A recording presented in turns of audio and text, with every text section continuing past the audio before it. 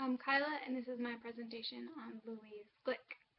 Please don't mind the boxes in the background. We recently moved, and this is where I have to go to escape the noise in my house. I'm going to recite my poem, which is entitled Love Poem. There is always something to be made of pain. Your mother knits. She turns out scarves in every shade of red. They were for Christmas, and they kept you warm, while she married over and over, taking you along. How could it work when all those years she stored her widowed heart as though the dead come back? No wonder you are the way you are, afraid of blood. You're women like one brick wall after another. Louise Glick has published 13 books of poetry from 1962 through 2014. She won the Pulitzer Prize for her sixth book, The Wild Iris, in 1992, and is also the recipient of numerous prizes and distinctions, including National Poet Laureate in 2003. She's known for her melancholy voice and her ability to pack an emotional punch with an economy of words. Her poetry is rigorous, austere, and achingly beautiful. Her poems contend with birth, death, creation, marriage, motherhood, loss, anorexia, divorce, and the wounds inflicted by those we love most, our own families. Each of her volumes of poetry feels very different from the others. While her signature style remains receptive, mythic, restrained, each book is self-contained with its own voice and subject, which I believe is Glick's intention. She said in an interview, "I think the only conscious aim is the wanting to be surprised. The degree to which I sound like myself seems like a sort of curse."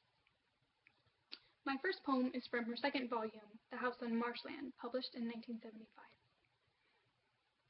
which is the poem I recited. So the first several lines, the mother knits as a way to make something of her pain. The turning out scarves in every shade of red implies numerous scarves, which means a lot of pain. She marries over and over, so she's marrying multiple times, which echoes the multiple scarves, as if the marrying is also a way to take away or make something of her pain. The line break between taking you and along implies a lack of choice. Taking is a very strong word.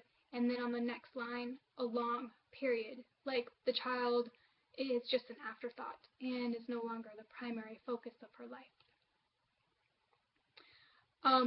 How could it work when all those years she stored her widowed heart as though the dead come back? These lines reveal that the marriages are hopeless because the mother stores her heart, meaning it's unavailable to all the husbands who come later. Even though the sentence starts with "how could it work," it ends in a period, not a question mark. So it's a statement, not a question. In the next line, "No wonder you are the way you are," the speaker addresses the "you" directly here.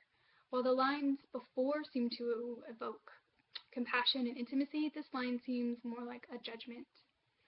The next line, "afraid of blood," could be because of the color red with the knit scarves, or blood could represent the idea of life, of risk, of pain, which the grown-up child is afraid of and avoids. The line, "You're women like one brick wall after another," is one of my favorites. It's a great ending. The plural of women is echoed and emphasized by one after another, like just saying the women is not enough. The grown child is repeating his mother's mistakes. The women are described as brick walls, which are hard, tough, and shut people out. So the ending reveals he's choosing women like his mother with closed, shuttered hearts. We're not positive of the speaker's relationship to the "you" in the poem, but the title is Love Poem, so I assume the relationship is or was romantic. Also, because of the implied closeness and the judgment of "no wonder you are the way you are," it seems like the speaker could be one of the women who are like a brick wall.